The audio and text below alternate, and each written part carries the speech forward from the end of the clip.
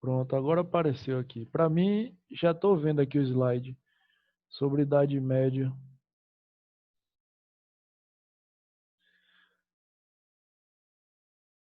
Essa parte inicial eu vou adiantar para a gente chegar no momento que eu parei a aula falando sobre islamismo. Eu vou dar continuidade a partir dessa parte, islamismo. Amanda. Pronto, vamos lá. Viram aqui, só para relembrar, a divisão, né? Alta, século V ao X, Baixa Idade Média, século X a XV. E aqui vem, ó, cruzadas, Hoje a gente vai fazer algumas questões sobre renascimento, burguesia também um pouco. Vamos lá. Guilherme. Cuidado com isso aqui. Lembra que eu falei que antigamente aparecia muito comitatus e colonato.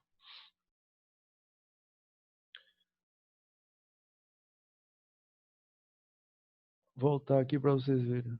Comitatus é bárbaro, tá vendo?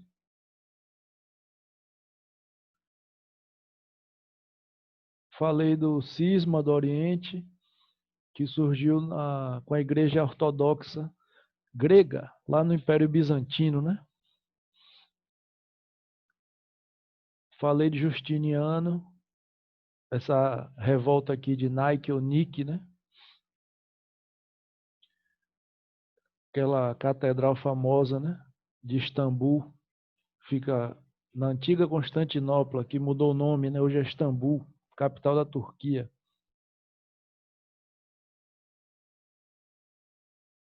Deixa eu ver aqui o chat. Basílica de Santa Sofia, é.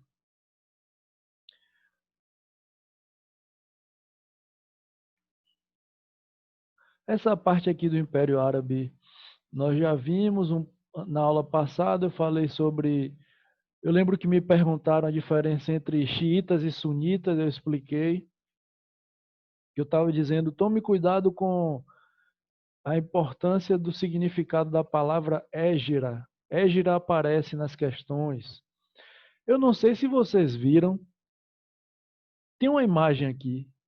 Essa imagem, na aula passada nós vimos ela, e ontem ou domingo, não sei, passou no jornal que foi liberado, né, a visita a Caaba, e eles estavam fazendo essa volta com uma distância de 2 metros de uma pessoa para outra. Aí eu lembrei dessa imagem aí. O Will perguntou se eu vou fazer as questões do módulo de revisão que Hélio mandou. Posso fazer, mas eu não tenho esse módulo, ele não me passou. Eu vi que ele enviou para vocês, eu não abri achando que era um módulo que já era conhecido. Na verdade, o módulo de vocês eu nunca tive, não. Eu tive o primeiro, os outros eu não acompanhei mais, não tenho. Mas aí o que eu posso fazer é pedir a Hélio, né? Porque essas questões de hoje, eu que escolhi e montei. Não tem nada a ver com esse módulo dele, não. Eu achei que era um módulo já conhecido. Mas eu peço, falo com ele. Aí Maomé, a questão da Égira, quando ele criou a religião muçulmana, o retorno dele a Meca. Aí vai chegar na parte dos sunitas e xiitas. Aqui, ó. Sunita, apoio da maioria. Para ser líder, os sunitas acreditam que tem que ter apoio da maioria. E os xiitas acreditam que deve ser alguém parente de Maomé. Esse mapa é um mapa tradicional que já deve estar defasado, porque a religião islâmica cresce, né, no mundo. Então, só por esse mapa aqui, dá para perceber que a maioria esmagadora, gigantesca, é sunita. Só tem xiita aqui, Iraque, Irã, um pouco no Afeganistão, Iêmen e Síria. A grande maioria, aí a maioria mesmo, sunita. Aí voltamos para a Europa, né, com o Império de Carlos Magno. Ele é mais famoso, que foi aquele rei do Império do Reino Franco que conseguiu se tornar imperador na Europa. Ele era considerado um bárbaro, certo? Pelos antigos romanos. Após a invasão, ele se converteu ao cristianismo e aí, com apoio da Igreja Católica, ele fez um acordo com a Igreja. A Igreja apoiaria ele e ele apoiaria a Igreja, não tomaria posses da Igreja. Então, a partir daí, ele passou a ser reconhecido como imperador, Carlos Magno. E aí criou o Império Carolíngio. Todo mundo se converteu, né? Aí eu lembro que na terça passada também alguém falou de Carlos Martel, que ele era um desses prefeitos, né, que administravam os palácios, cada palácio tinham pessoas que administravam, missi dominici, é o termo que aparece nas questões. No módulo, vocês já viram essa questão várias vezes, que pergunta a função de quem era, ou quem eram os missi dominici. Então, Carlos Martel foi um desses. E ficou famoso por vencer essa batalha aí de Poitiers. Que batalha é essa? É aquela em que os europeus seguraram a expansão islâmica, conseguiram barrar a expansão islâmica. Retardou a invasão dos árabes na Península Ibérica. Porque quando a gente aprende esse assunto, não sei vocês, mas eu tinha uma noção errada. Eu tinha uma noção de que Carlos Martel tinha impedido dos árabes entrarem na Península Ibérica. Ele impede temporariamente, porque com o passar do tempo aí, dos períodos, né, da Idade Média, a gente vai estudar guerras que são chamadas de reconquistas, que é justamente a expulsão dos muçulmanos da Península Ibérica. Então, Carlos Martel foi importante para impedir temporariamente a entrada dos muçulmanos, porque dizem, dizem, né? Não cairia num concurso, que se os árabes entrassem na Península Ibérica há mais tempo, tivessem ficado mais tempo, a cultura das colônias portuguesas, espanholas, teria influência maior da civilização árabe, porque os árabes tinham se convertido, né, à religião islâmica. Nós temos influência árabe, mas seria maior através dos portugueses, né, que trouxeram. Aí, ó, Carlos Magno. Opa, passou. Missi Dominici aí, ó. Funcionários imperiais. Burocracia. Ele tentou reconstruir o Império Romano do Ocidente, mas não conseguiu, né? Porque o Império Romano do Ocidente era muito gigante. Ele conseguiu reconquistar algumas partes do Império, mas não dá para dizer que ele reconstruiu todo o antigo Império Romano. Não conseguiu. Mas ele foi importante porque teve esse apoio dele, aliança com a igreja reconhecia ele como imperador. Como a igreja era a principal instituição da Idade Média, então ter o apoio dela era fantástico, né? Ter o apoio de quem mandava. A igreja mandava na ideologia da Idade Média. Então a população seguia as regras que a Igreja Católica determinava ou ditava. Então Carlos Magno fez uma aliança com quem tinha o poder. Esse é o ponto. Próximo slide é após a morte dele, né? Que houve a divisão do império em 3 partes. No colégio, a gente aprende muito sobre essa divisão, mas no concurso, ela não é assim, raramente eles cobram que o império ficou dividido entre os filhos, né? Calvo, Lotário e Luiz Germano, os irmãos aí, são 3 irmãos. Eles iriam brigar Só que a Igreja Católica percebeu que não conseguiria existir um acordo entre eles, não haveria acordo, a Igreja foi lá e fez o Tratado de Verdun.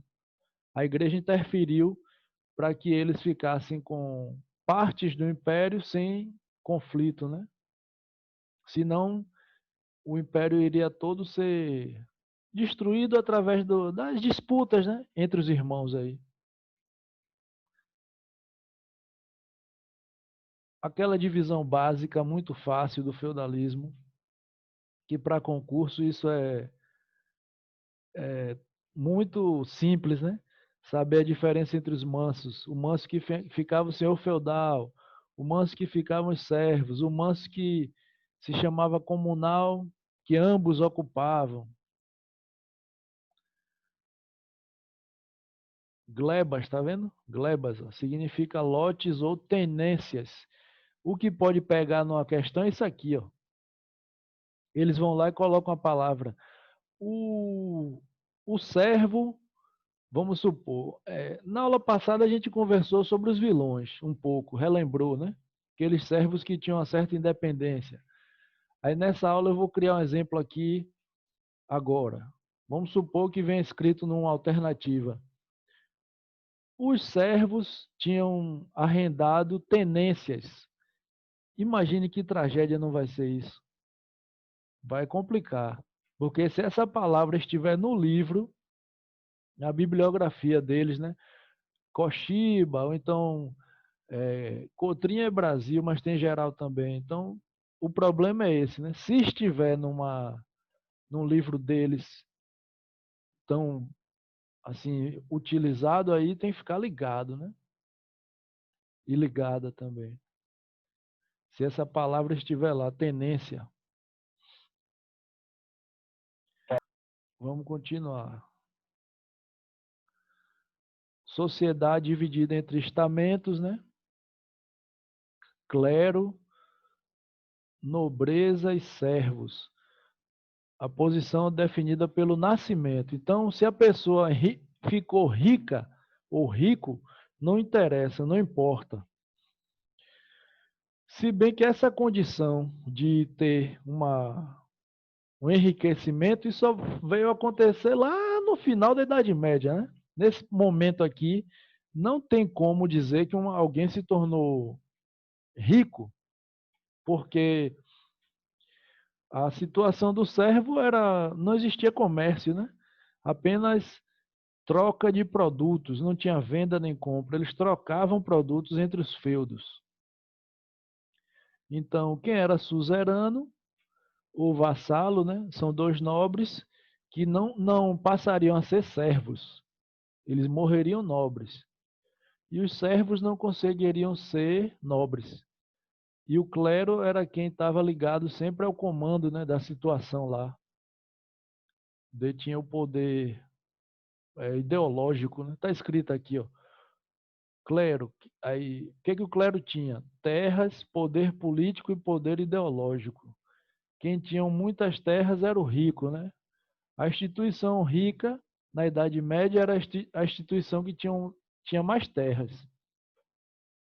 Vocês lembram que na aula passada, eu não sei se eu falei, que a Igreja Católica tem casas ali no Pelourinho. Não sei, acho que eu devo ter comentado em alguma aula já. Então, Pelourinho que eu falo é Salvador mesmo. Viu? O clero, ele, nesse momento aqui da Idade Média, ele era o mais poderoso, não só porque ele controlava a mente, né, o comportamento, porque ele tinha mais terras. Veja que na nobreza está escrito ao lado terra. Rico era quem tinha um grande terreno, um grande território, uma grande fazenda. Um feudo, né, gigante. E o servo, ó, que a vida do servo como era. Os impostos, vou falar deles, viu? Esses impostos são básicos, ninguém pode esquecer um imposto desse. Vou comentar aqui. Vou comentar não, vou relembrar todos eles. Vilões, ó, quase servos comuns, né? Porém com menos obrigações. É aquela história dos vilões poderem sair para vender algum produto e voltar. Vou, deixa eu ver se tem nesse slide aqui os impostos. Se não tiver, eu vou falar. Vou voltar para falar dos impostos. Que ali tem escrito o nome, né, do imposto, os impostos feudais. Vamos lá. Os três famosos. Veja que pela lista aqui, eles que puxam a lista. Corveia. Corveia é trabalhar de 3 a 4 dias nas terras do senhor feudal. O servo era obrigado. Um dos impostos. Talha. Como é que eu consegui lembrar, memorizar qual é o imposto talha? Talha para mim significa dividir, né? Cortar. Eu que inventei isso na minha cabeça para eu lembrar o que é talha. Talhar, separar.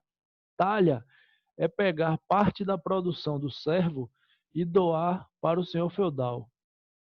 Foi uma forma que eu encontrei para lembrar o que é talha. Banalidade é pagar pelo uso das ferramentas. O servo era obrigado a pagar pelo uso de qualquer ferramenta. Tostão de Pedro é o que deu origem aos 10%, né? Depois ele vira o tal dízimo, né? Doar 10% para a igreja. Um bem estranho, tá vendo? Mão morta. Mão morta era pagar pela pessoa que morria. Por exemplo, na minha família, eu era um servo com 10 pessoas. Se um parente morresse, eu pagaria por esse parente que morreu. Pagaria um imposto. Como é com dinheiro? Não. É com alimentos, entendeu? Eu produzia alimentos e pagava dando alimentos ao senhor feudal. Mão morta. Captação é pagar por cada integrante da família do servo. É cabeça, né? Captação. Pagar por cabeça. Se tivessem 9 pessoas na família, tinha que doar alimento relativo a 9 pessoas. Formariagem. Formariagem é o mais estranho, né? É o que gera mais assim risada. Ou risada ou ódio. Formariagem gera piada ou raiva. Porque ele é um imposto em que ele, ele é estranho. Não? Esse formariagem ele é estranho. Mas O cara já gasacou. para nossa sociedade ele não funciona direito. Mas para a sociedade feudal ele era tranquilo. Era um imposto feudal que todo mundo entendia como normal. É aquele imposto em que o servo casa e a primeira a noite de núpcias da esposa era com o dono do feudo, o senhor feudal. E aí o dono do feudo escolhia se ele iria querer dormir com a esposa do servo ou não. É louco, pra gente isso não existe.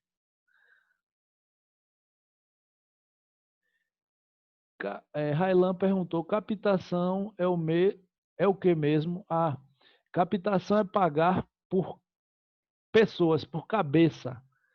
Se na família do servo tem 10 pessoas, paga por 10 cabeças. Era isso. E esse formariagem é muito diferente para a nossa cultura. Porque é aquela história, né? Não dá para comparar. Aí a Idade Média, hoje é a Idade Contemporânea, então é muito distante a cultura, né? São tempos muito diferentes.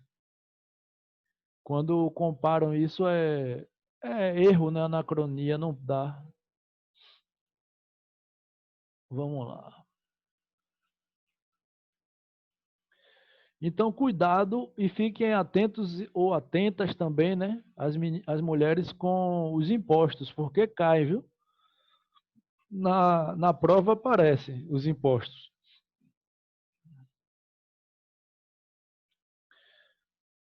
Política, descentralização, né? Porque cada senhor feudal comandava seus feudo, né? Vamos lá. Ideologia teocêntrica, ética cristã. Vou adiantando, viu, turma? De novo, aquela separação, né? Que já foi cobrado nas PSECs. Características romanas, colonato, vilas, características germânicas, comitatus, direito consuetudinário.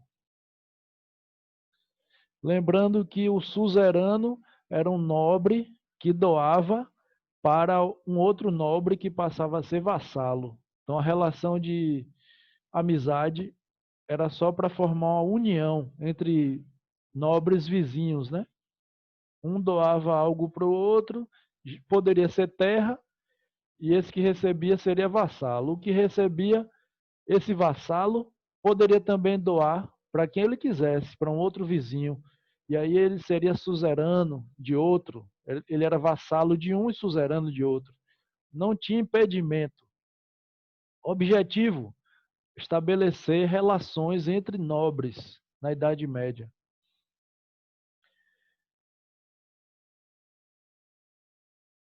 Aí os carolíngios, né, falando do início, Pepino Breve, até chegar a Carlos Magno. Pepino Breve foi quem fez a primeira, digamos assim, estabeleceu um pacto com a Igreja Católica doando para a igreja o patrimônio de São Pedro, né? Fez a doação de um terreno, de uma área gigante. E aí Carlos Magno continua, né, com essa relação. O que vem a ser a Baixa Idade Média é o período que tudo começa a ser modificado. A Baixa Idade Média, veja que está escrito aqui, ó, já aparece a burguesia, né? Quem vivia nas cidades dos burgos são os burgueses, né? Vamos adiantando.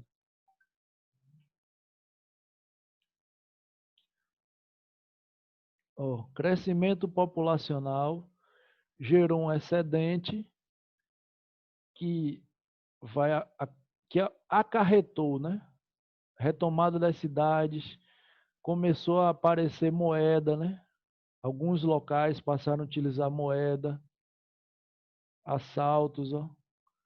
Técnicas agrícolas da Idade Média existem até hoje, como moinho, arado de ferro. Essa história de que a Idade Média é a Idade das Trevas foi criada pelos historiadores que vieram depois da Idade Média, como forma de é, desvalorizar o conhecimento do período medieval, mas na verdade teve sim, né? Teve característica medieval que foi importante, tanto é que o moinho tem até hoje, o arado tem até hoje. Não só isso, tem jogos como o baralho. O baralho, se eu não me engano, ele é medieval, né? As características, rei, rainha, cavaleiro, né? Peão. O movimento cruzadista. Cruzadas, vejam só, várias cruzadas. Aí você pega e vai estudar uma por uma. Pode? Claro que pode. Cai muito? Não. É um assunto que não cai muito, cruzadas. Como eu falei, já devo ter falado na semana passada, cruzadas, o que se cobra são as consequências. Foi o desenvolvimento econômico. Isso tem que lembrar das cruzadas. Menos de um minuto aqui no tempo, viu, turma? Quando eu retornar, eu retorno para essa parte aí das cruzadas e vamos usar esse mesmo link.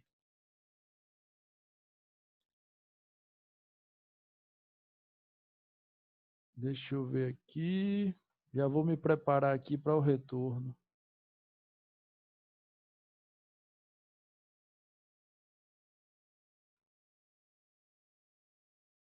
Ainda estou aqui, não, não saiu não.